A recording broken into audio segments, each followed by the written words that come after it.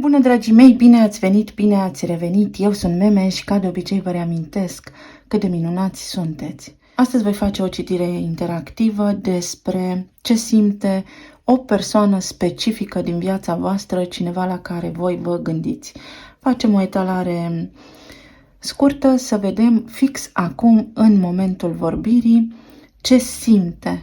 Nu dacă vă împăcați, nu dacă vine înapoi, ci ce simte, ce mesaje putem culege în acest moment despre sentimentele cuiva pentru voi. Vă alegeți dintre aceste două seturi de cărți. Am setul cu numărul 1 sau acesta colorat și setul cu numărul 2, acesta verde. Bun, să începem. Ce simte o persoană specifică din viața ta acum pentru tine? 4 de spade, pajul de spade, 5 de cupe, cavalerul de bâte, regina de spade, 9 de spade, judecata, spânzuratul, îndrăgostiții, roata destinului, 2 de monede și soarele. Ce energie interesantă! Să le mut așa, să le vedem mai bine. În primul rând, în acest moment, această persoană, indiferent de ceea ce simte pentru voi, nu poate să vorbească. Fie la propriu, are o dificultate, o condiție medicală, fie se abține, deși ar vrea să nu o facă. Această persoană simte pentru voi că voi sunteți cei care le aduceți lumina în suflet. Chiar dacă nu vă spun, chiar dacă ați avut deja o interacțiune cu ei, nu a fost totul așa cum a părut la exterior. Este o persoană foarte stresată. O persoană care, într-adevăr, s-ar putea să fie avut o abordare imatură într-un anume moment din relația voastră, din interacțiunea voastră. Este o persoană impulsivă, dar este și o persoană care se ghidează foarte mult din instinct. Această persoană a avut în permanență o îndoială. În permanență, de câte ori se hotăra să facă ceva în legătură cu voi, se și retrăgea. Era cel sau cea care spunea, da, acum fac ceva anume, și tot această persoană se răzgândea singură, se judeca foarte mult, era foarte critică cu propriile sale gânduri și trăiri. Este o persoană care, dintr-o anume privință, și-a pus sentimentele în așteptare sau nu le-a putut dezvălui, dar are o suferință ascunsă. Cu 5 de cupe aici, are o părere de rău extraordinar de mare și o chemare către voi incredibilă, o atracție fenomenală, pentru că știe că voi sunteți lumina, voi sunteți cu roata și cu soarele tot ceea ce ei își puteau dori. Sunteți o pereche potrivită prin filtrele percepției acestei persoane. Prin regina de spade aici, persoana aceasta în acest moment simte că nu are acces la voi. Fie voi sunteți deja în alte relații, fie voi, într-un anume moment, le-ați blocat comunicarea. Poate nu în mod direct, dar prin atitudine, prin ceea ce emanați voi energetic în această interacțiune.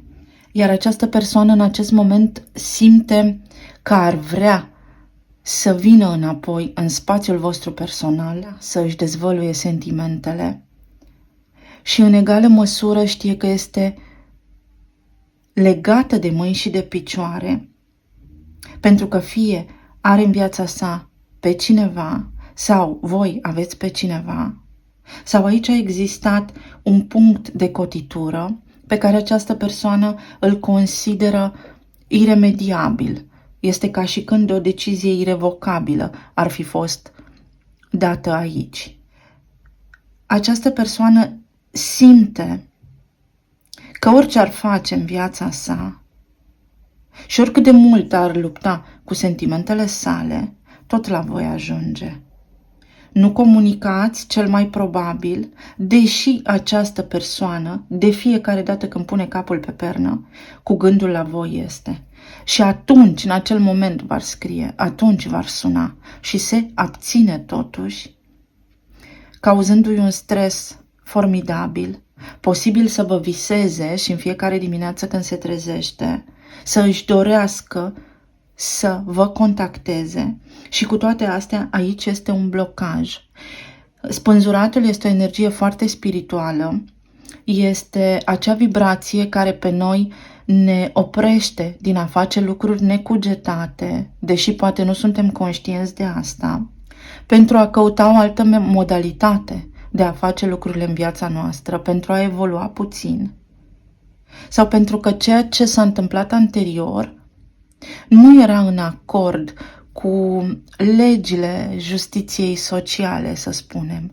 Ceva se întâmpla aici, poate era totul în secret și această persoană nu poate ieși acum în lumină, dar roata destinului ne direcționează către un eveniment destinat sau predestinat, care se poate întâmpla în viața voastră. Să vedem. Avem Împăratul, o persoană fie cu responsabilități, fie o persoană care nu era obișnuită să-și deschidă sufletul și voi le-ați făcut inima să bată. Și atunci au intrat într-o criză de identitate și de personalitate și nu au știut cum să se comporte. Împăratul este dedicat ideilor proprii. Împăratul nu a primit nimic gratis în această lume. El tot ce are a fost prin a cuceri noi teritorii. Regii moștenesc prin linia de sânge, în timp ce împăratul luptă mai mult. S-ar putea ca acest om să fie avut anterior relații în care nu a avut succes sau o relație în tinerețe, în copilărie, care l-a marcat profund și l-a făcut să se protejeze singur, să nu știe cum să spună în momentul potrivit ceea ce simte. Sau a fost un om care, deși are sentimente pentru voi, pentru că are, nu a știut cum să le spună atunci. Pur și simplu ce a simțit a dat năvală în sufletul său, în mintea sa și nu a știut să-și gestioneze trăirea. A acționat împotriva voinței proprii. Avem un 3 de monede. Pentru foarte mulți dintre voi s-ar putea ca această persoană să vă fi fost coleg de serviciu sau să fi fost parte dintr-o mică comunitate în care amândoi sunteți, sau să fi fost parte dintre cei care vă înconjoară casa. Casa a treia a astrologiei vorbește despre mediul nostru înconjurător de pe lângă casă. Poate fi coleg de serviciu, poate fi șeful, șefa, poate fi un vecin, poate fi cineva care locuiește în apropierea voastră sau un prieten de-al unui prieten care vă cunoștea și pe voi, dar și familia voastră. Această persoană s-a cufundat în muncă sau în rutina ei zilnică, în ceea ce are de făcut și în evoluția personală, pentru a-și reprima sentimentele sau pentru a înlătura stresul depărtării dintre voi. Magicianul și cavalerul de bâte cu roata destinului aici vorbesc despre a face tot posibilul cândva să vă întâlnească sau să vă reîntâlnească. Această persoană se judecă foarte aspru pentru că a existat un moment aici când a luat o altă hotărâre sau se judecă aspru pentru că știe că a avut o ocazie când ar fi putut să spună ceva și nu a spus despre ceea ce simte pentru voi. Trăiește cu regret, să știți, dragii mei, că cineva vă regretă profund din suflet aici. Magicianul vine cu energia pajului de spade care din nou se repetă. Paj de spade care spune că îi vine să lase totul baltă și să nu-i mai pese de nimic din ceea ce are și ce face, pentru a pune pe masă toate cărțile, pentru a vă oferi transparență, pentru a vă spune, oricât de bizar sau hilar ar suna, ceea ce simte pentru voi.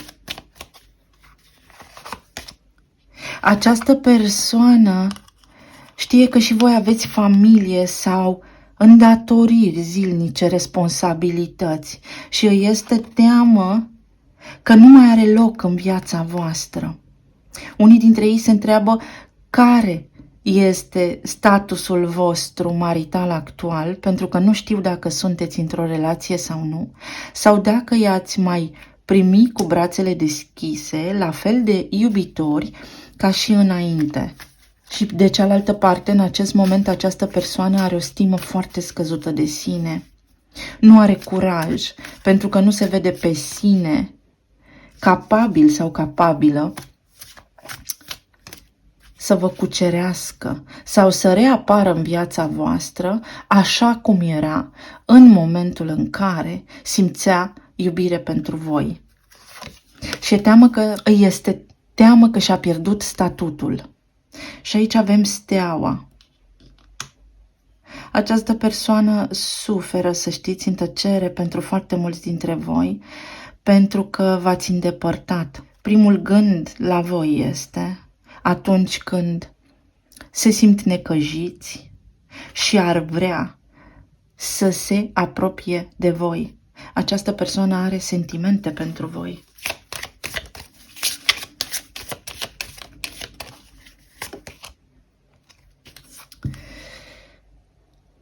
Avere neașteptată. Această persoană a avut o alegere de făcut în timp ce își dădea seama că are sentimente pentru voi și a ales o idee de stabilitate închipuită sau preluată din societatea în care trăim cu toții. A ales poate o familie sau un drum care acestei persoane îi garanta o reușită.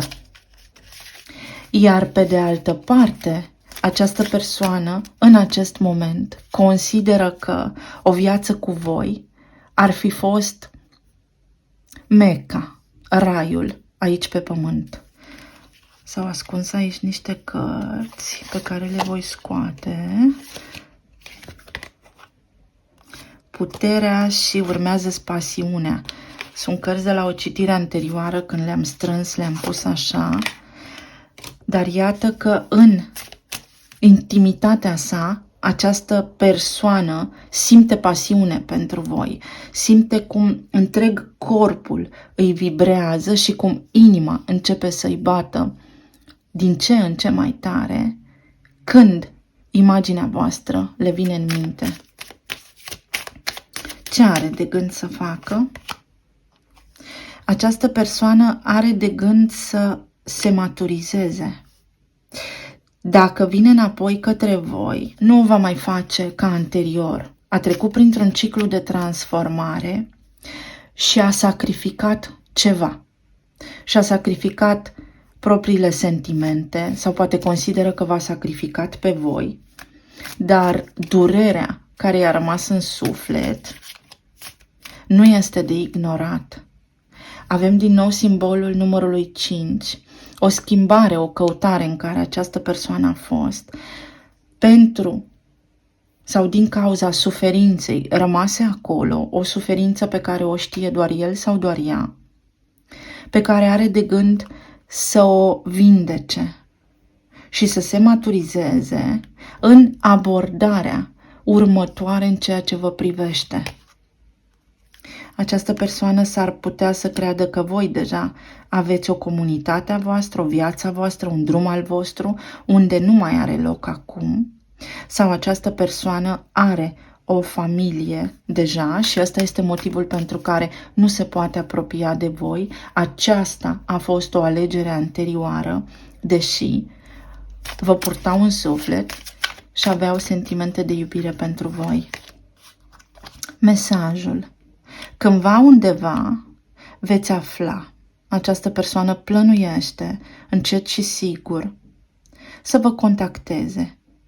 A luat deja această decizie, avem numărul faetonului și o va face, dar atunci când se va simți în siguranță, atunci când va ajunge efectiv cuțitul la os, va avea o trezire într-o zi, va avea un moment în care tot ceea ce ați trăit împreună îi va ocupa, îi va invada mintea și gândurile și va pune mâna pe telefon să vă sune sau să vă contacteze. Va face ceva.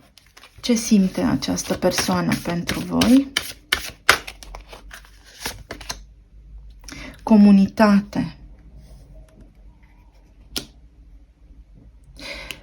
Are familie sau aveți familie, se repetă comunitatea și se întreabă cum ar fi fost dacă voi doi ați fi fost o familie încă sau acum, în cazul în care nu ați fost deja.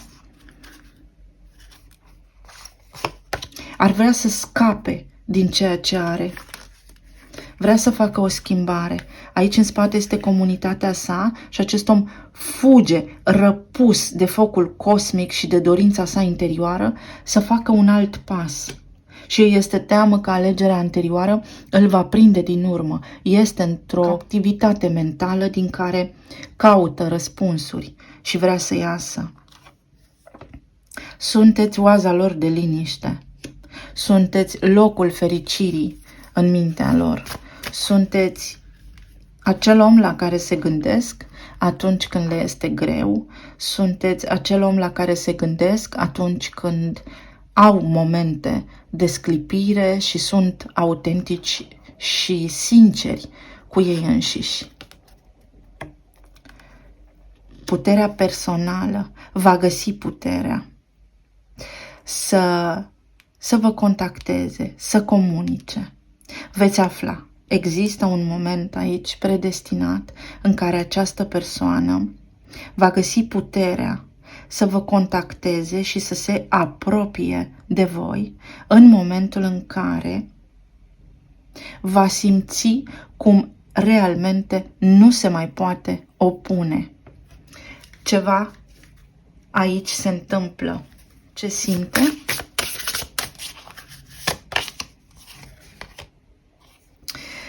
Erați omul care știa cele mai multe detalii despre ei, îi simțeați cel mai bine. A fost un parteneriat care pe această persoană a făcut-o să vibreze la cele mai înalte cote ale simțirii. Au fost așa cum sunt ei realmente cu voi. S-au simțit puternici alături de voi. Voi doi împreună erați puternici. Simte că voi sunteți puterea lor.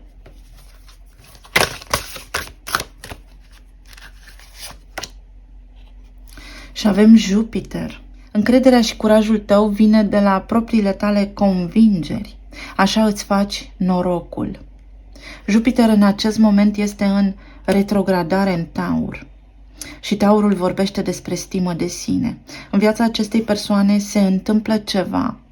Fie are stima de sine foarte jos, fie nu este apreciată în locul în care se află, sau în sfârșit, în inima lor și în mintea lor, vor realiza cât de importanți ați fost voi în viața lor.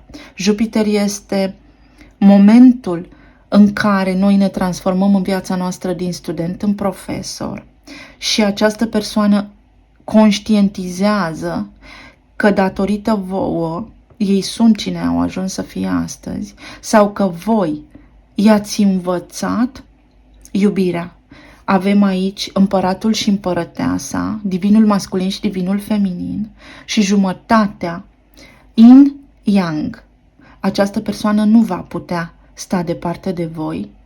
Pe această retrogradare a planetei Jupiter în semnul Taurului, guvernat de Venus, această persoană își va reevalua sentimentele, perspectiva despre viață și va acționa în consecință în funcție de concluzia la care ajunge.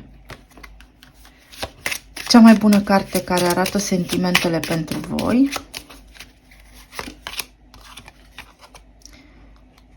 înțelegere și avem clopoței sau poate mărgăritarul, lăcrămioare. Pot fi și, depinde cum le vedeți. Această persoană este foarte tristă. Voi, cu siguranță, ați însemnat în viața lor energia divină, omul divin, iubirea divină. Și acum, da, au regrete. Nu se gândesc la regrete, ci sunt în acest doi de monede în care viața le-a arătat că pot să aleagă, că au ales deja, au experiență, au trăit, au văzut și trebuie să iau o decizie și acest lucru îi stresează teribil de tare pentru că nu le este bine și vor să le fie bine. Vor iubire, vor împlinire și vor acționa în consecință. Se vindecă. Fie conștientizează ce au decis anterior, fie realizează că nu sunt lângă oamenii potriviți și vor acționa. Acestea sunt fie acte de divorț, fie vor comunica cu voi. Totul este posibil.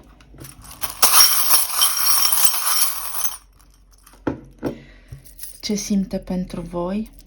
Sunt tensionați, sunt precauți sau în relația cu voi au fost așa, de teamă, de a nu suferi o dezamăgire, pentru că probabil au avut în viața lor din nou elementul de serviciu sau de pe lângă casă, din cercul vostru de prieteni. Simt că vor să vă vorbească și vorbesc cu voi în gând, în permanență. Toamna le amintește de voi. Toamna le amintește de voi. Ce simt? Iubire. Și de cealaltă parte, evoluție. Simt că ați evoluat împreună și am un sunet care confirmă acest lucru, că sunteți steaua, că sunteți direcția. Norocul, Jupiter, că sunteți cei care i-au învățat în viața asta cea mai importantă și valoroasă lecție de care puteau avea parte. Din nou mesajul, ceva se pregătește să vină, își vor crea o șansă sau se va permite o șansă, se vor alinia lucrurile pentru că aici ceva trebuie discutat, astfel încât voi să puteți sta poate față în față. Persoana aceasta va ceda, va intra într-o energie de copil și va discuta așa cum poate nu a făcut-o înainte. Este o persoană ocupată în acest moment, din nou inițiala lui Jupiter sau ziua de joi cumva a avut un impact asupra voastră sau poate luna decembrie. În luna decembrie s-a întâmplat un eveniment special în care ei au decis că au sentimente pentru voi. Vine o zi când bucuria va fi acolo, când veți avea o bucurie sau spune ce simți, va spune ce simte. Ce simte această persoană? Că sunteți foarte prețioși în sufletul lor. Vă prețuiesc nespus, dar asta știu doar ei. Sunteți cel mai neprețuit suflet pe care ei l-ar fi putut întâlni. Și aveți o cheie, o inițiere, o șansă. Treceți o probă acum, această persoană trece o probă acum. Cam atât, dragii mei. Vă mulțumesc tare mult, sper să vă fi fost de ajutor. Voi merge mai departe către următorul grup. Pentru cei care ați ales grupul cu numărul 2, să vedem ce simte această persoană din viața voastră, cineva foarte specific. Pentru voi avem moartea,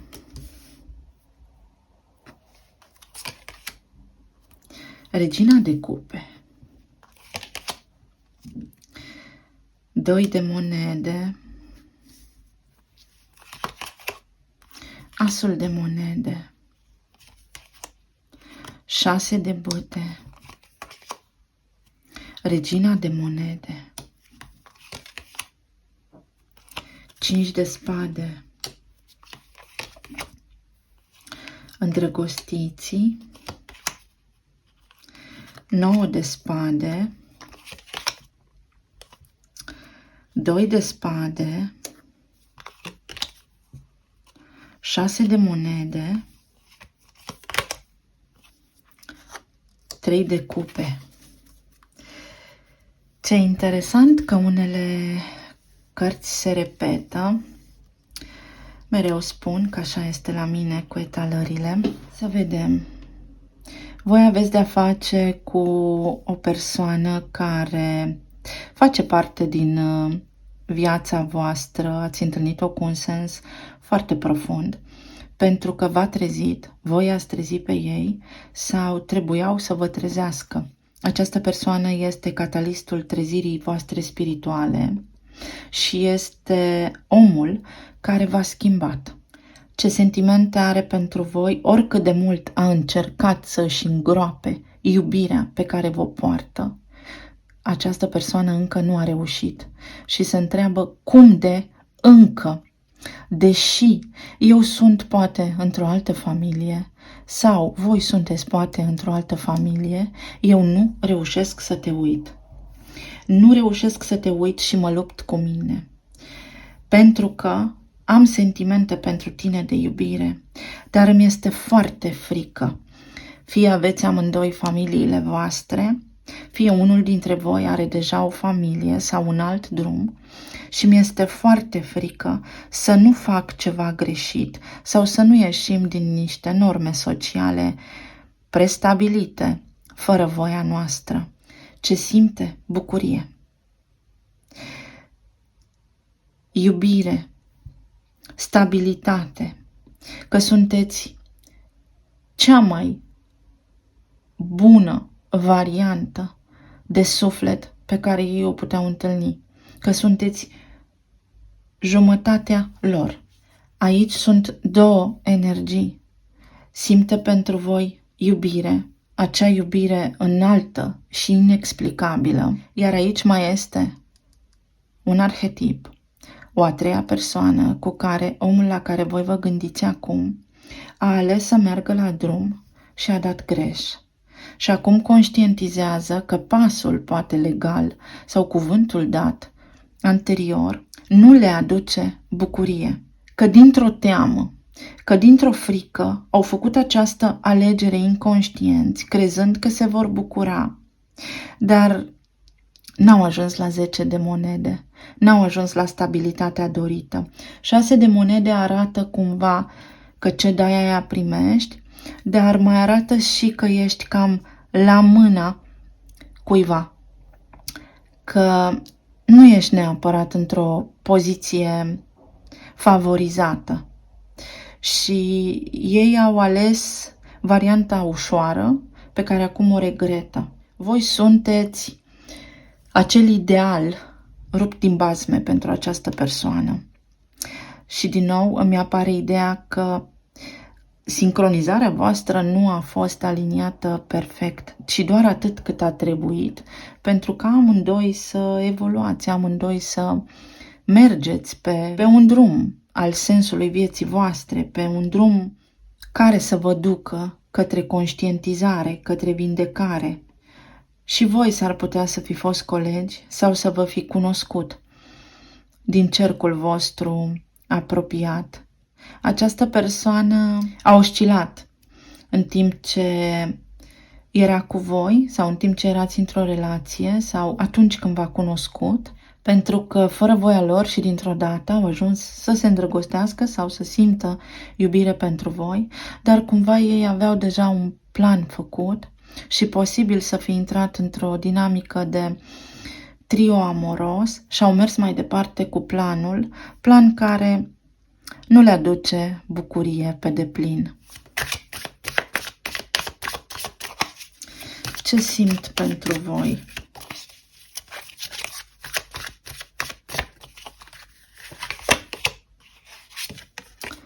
Șapte de cupe întors. Acum le este mai clar. Iubire simt pentru voi, visează cu ochii deschiși la voi. Ori de câte ori, nu știu, au o provocare în viața lor, sunteți refugiul lor, mental. Regretă alegerea făcută, regretă că nu au fost mai fermi, regretă că nu și-au ascultat sufletul, da. Regretă, cu 5 de spade și 7 de cupe aici, regretă alegerea făcută, regretă că nu s-au îndepărtat de ideea pe care o aveau anterior și de planul pe care îl aveau pentru a trăi un 9 de cupe cu voi, pentru a-și da frâu liber emoțiilor. Ce simt pentru voi? Simt că sunteți jumătatea lor divină, cavalerul de cupe. Încă iubire. Simt foarte multă iubire. Și se întreabă, oare este iubire sau este în imaginația mea? Caută răspunsuri, pentru că nici ei nu-și explică de ce au rămas prinși acolo. Ca și la celălalt grup avem judecata și karma. Vor să facă ordine, vor să reia o discuție. Nu se pot îndepărta de ceea ce simt pentru voi și nu își explică cum de, pentru că sunt persoane raționale și nu își explică de ce încă se gândesc la voi. Asul de monede și 2 de spade. Au avut 2 alegeri de făcut. Vedeți? Voi și altcineva. Au ales karma. Oamenii lângă care ei sunt acum sunt karma lor. Și a fost așa pentru că altfel nu depășeau această karmă și alături de voi ar fi experimentat-o și ar fi fost mai rău. Voi sunteți iubirea lor, cealaltă persoană este karma lor. 6 de băte și 6 de monede ni-l dau pe cavalerul de monede. Vor să acționeze, au o idee despre ce vor să facă, însă nu se grăbesc. Nu se grăbesc pentru că le este teamă. Le este teamă de necunoscut. Da. Voi doi aveți o istorie. Și această persoană aici știe că v-a rănit. Știe că aveți și voi sentimente pentru ei. Știe că v-a rănit. Și tocmai de aceea au această idee în cap, această senzație că nu i-ați mai primi înapoi cu bucurie. Pajul de spade întors, știu că nu mai merge același scenariu ca înainte. Știu că nu mai pot să vă spună aceleași lucruri ca înainte. Știu că ulciorul nu merge de multe ori la apă. Și asta doare, pentru că această persoană are nevoie să evolueze și dacă vine către voi acum, trebuie să vină mai înțelept. Trebuie să schimbe abordarea. Regina de bâte, ce simt pentru voi acum? O pasiune așa cum doar în filme vedem și filmele nu sunt reale. Simt ceva ireal, simt că se desprinde planul fizic atunci când se gândesc la voi, simt că voi sunteți tot ceea ce ei puteau să aibă mai bun în viața asta. Acum știu.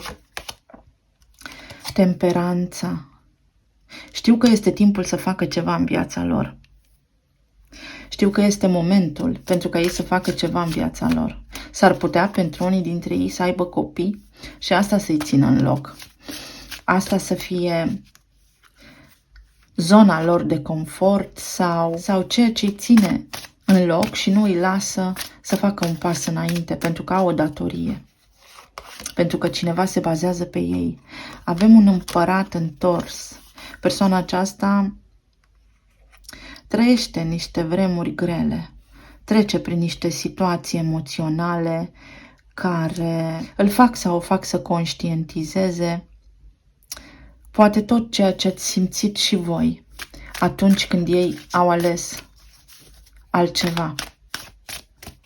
Sau atunci când ei au ales poate cariera sau alt drum. 8 de cupe. Într-un final, această persoană va face un pas înainte. De la 7 de cupe ajunge la 8 de cupe și va pleca din această luptă mentală pe care o are, din această credință veche pe care o are, din această idee că nu pot face nimic în viața asta, că sunt legați cumva de deciziile lor din trecut. Regele de spade. Dar va acționa cu înțelepciune, nu din impuls. Își va face temele, va căuta să înțeleagă, fiind un observator foarte fin. Această persoană vă observă de la distanță și voi nu știți asta. Asul de bâte și 6 de bâte care a apărut întors. Această persoană va poza în omul înțelept, în omul care deja le are pe toate în viață, deja a bifat tot ceea ce voia să facă, a ajuns poate și pe culmile succesului și a îndeplinit niște dorințe, însă de fapt în spate este un om care ar vrea oricând și oricum să vă țină în brațe. Oricând și oricum ar veni către voi. Este un om în spate care ascunde de fapt ce simte și dacă vă întâlniți așa se va prezenta înțelept, detașat, când de fapt în sufletul său arde de dorință, dar îi este teamă că vechile obiceiuri nu-și mai au locul aici și că nu-i veți mai crede pe cuvânt. Și atunci trebuie să pozeze în această idee, să intre în această postură și în această imagine de om realizat pentru ca să poată avea o șansă. Ce simte pentru voi?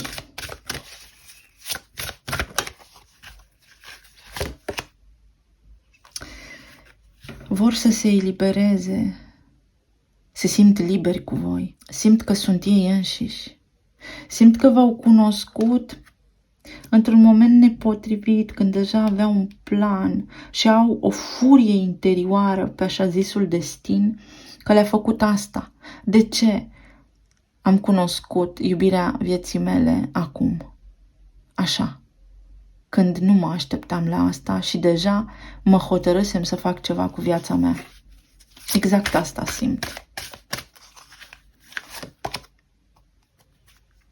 Simt că vă asemănați foarte mult. Simt că sunteți la fel. Simt că îi simțiți și voi pe ei de la distanță.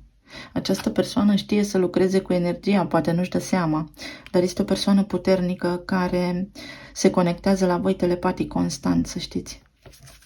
Atunci când simțiți palpitații, evident nu medical, sau vedeți vreun semn, este modul său de a comunica ce simt pentru voi, că sunteți totul.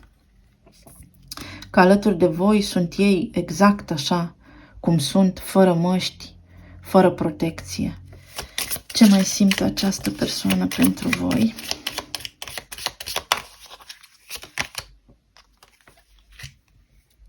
Că nu e totul pierdut. Nu au vești despre voi. Îi nedumerește existența voastră, se întreabă adesea ce faceți.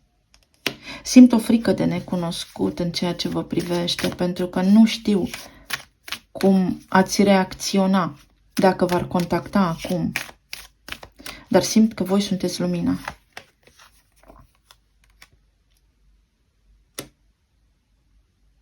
Simt că au cum să-și construiască cu voi o viață, da, dar în egală măsură au și o viață cu altcineva deja. Fie este vorba despre un serviciu, fie este vorba despre o căsătorie. Ce simt pentru voi? Că i-ați schimbat foarte mult, că le-ați schimbat perspectiva despre viață și că, într-adevăr, și cu voi pot avea o viață. Voi sunteți ceea ce ei au căutat. Acum știu, acum s-au convins. Ce simte această persoană? Casa întâi. Din nou ideea de oglindire de aici. Ce simt? Tot ce simțiți voi pentru ei, simt și ei pentru voi. Și vorbim despre vibrație înaltă aici. Că voi sunteți universul lor. De când v-au văzut de prima dată, au știut că ceva este acolo. De când v-au văzut, le-ați atras atenția. De când v-au văzut, au avut un fior. De când v-au văzut, au avut un fior pe care nu și l-au putut explica. Și n-au putut sta departe de voi. Cred că unii dintre voi la început doar v-ați cunoscut așa și pe măsură ce timpul a trecut, a crescut acolo relația. Casa întâi vorbește despre cum mă vezi tu, iar ei vă văd pe voi jumătatea lor. Și Saturn. Simt că îi ancorați în realitate. Simt că sunteți maestrii lor. Dar în egală măsură simt că sunteți și o mare provocare pentru ei. Și nu știu cum să vă trateze. Nu știu cum să vă dezlușească. Această persoană v-a văzut posibil ca pe un cufăr. Au știut că sunteți neprețuiți, dar n-au avut cheia. Această persoană v-a văzut ca pe un maestru. Nu-și explică cum de sunteți voi așa coerenți și lucizi și atât de corecți pentru unii dintre voi. Sunteți o provocare și simt că sunteți înțelepți. Vă apreciază. Această persoană vă respectă. Sunteți un paradox. Și cea mai bună carte care exprimă sentimentele lor pentru voi acum? Încrederea, puterea. Toate sentimentele lor pentru voi sunt foarte puternice. Plexul solar are legătură cu inima, cu leul, cu iubirea, cu romanța, cu riscul.